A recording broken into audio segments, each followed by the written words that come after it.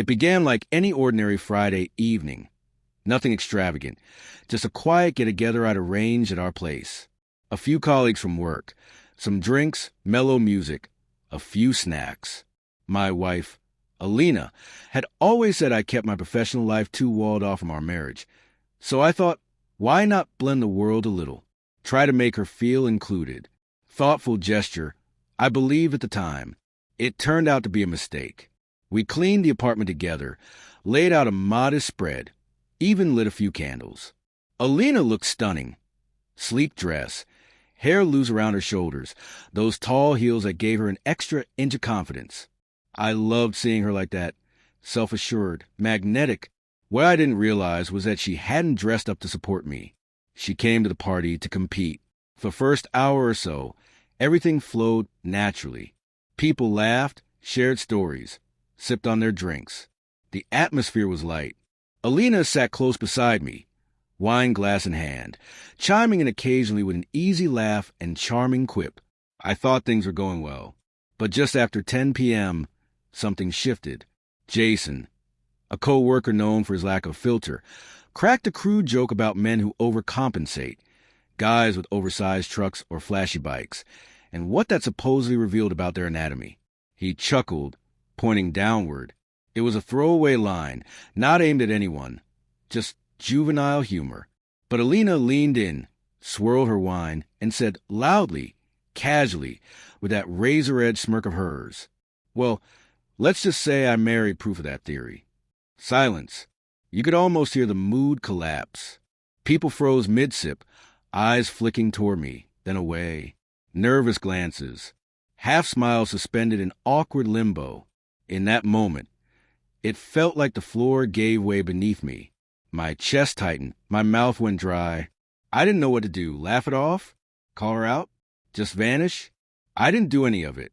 I stood quietly, muttered something about fresh air, and stepped out onto the balcony. The cool air hit my face, but it didn't calm me.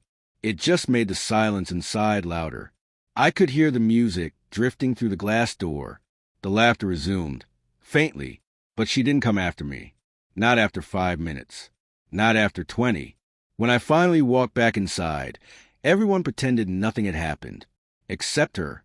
She looked at me with a blank, unreadable face, as if what she said had been harmless.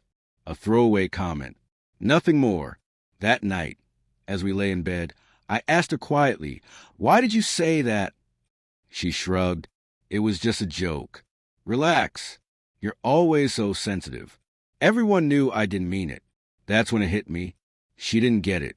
Or worse, she didn't care. Because the truth was, I was sensitive about it. Not broken. Not weak. But wounded. Quietly, privately, deeply.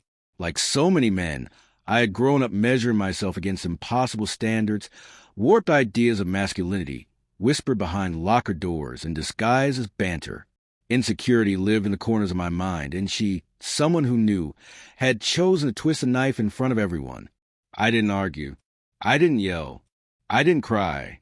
I just stared at the ceiling, already plotting my next move.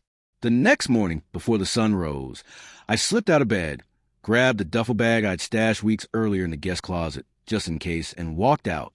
My phone, face down on the kitchen counter, was the only trace I left behind. I drove for 5 hours to a remote lake cabin that once belonged to my father. Quiet, isolated, no service, no noise. I unplugged from everything, work, the apartment, her. The first day, I sat by the water in silence. I didn't cry, didn't drink. I just thought about how easy it is for someone who says they love you to humiliate you in front of strangers, to treat you like a disposable punchline. On day 2, the calls began.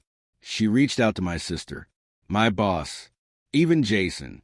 Her tone changed from casual to panicked. She posted online, "Has anyone seen my husband?"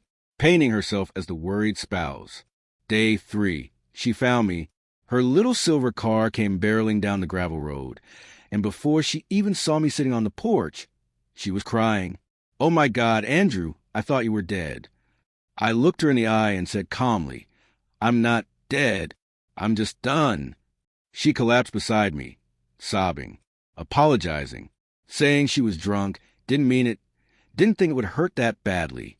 "I thought you were strong enough to take a joke," she whispered, and I told her something she didn't expect. You don't get to decide how deep the knife goes when you're the one holding it. We talked for hours. I let her speak.